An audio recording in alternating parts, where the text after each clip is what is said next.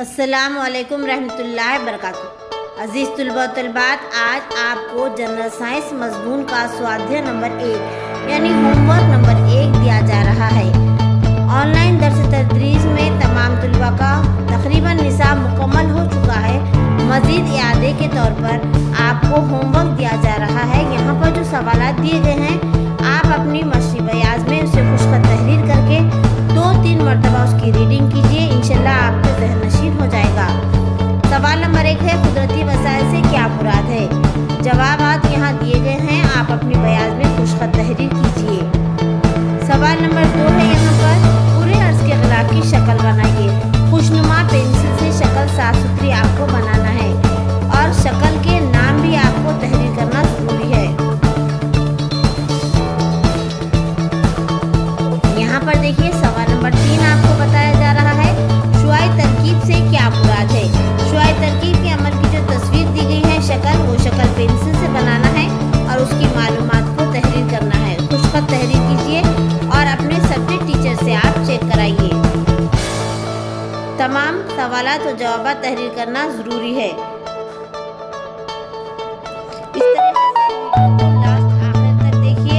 रकाजी मिट्टी से क्या मुराद है? यहाँ पर सवाल क्या है, रकाजी मिट्टी से क्या मुराद है?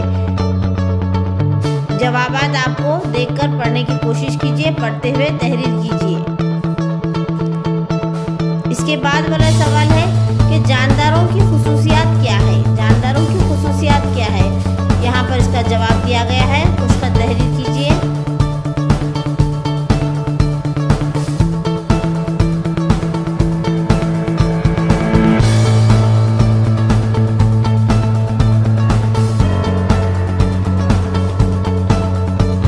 यौम तहफ़्फ़ुज़ दिन कब मनाया जाता है?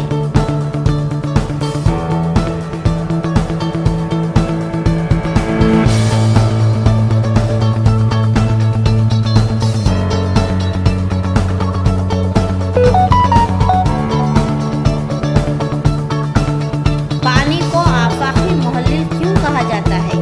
हमने सिर्फ यहाँ सवाल आपको पढ़कर दिखाए हैं, आप जवाब खुद पढ़िए और साफ सुथरा बेहतरीन राइटिंग में, खुशखत राइटिंग में तहरीर कीजिए।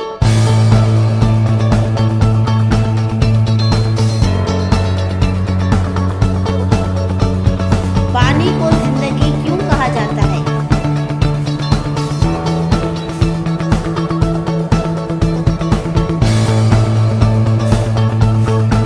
यहाँ पर ये 5-6 सवाल मुकम्मल होते हैं। इंशाल्लाह नेक्स्ट वीडियो में इसके आगे का स्वाध्याय नंबर 2 दिया जाएगा। जब तक के लिए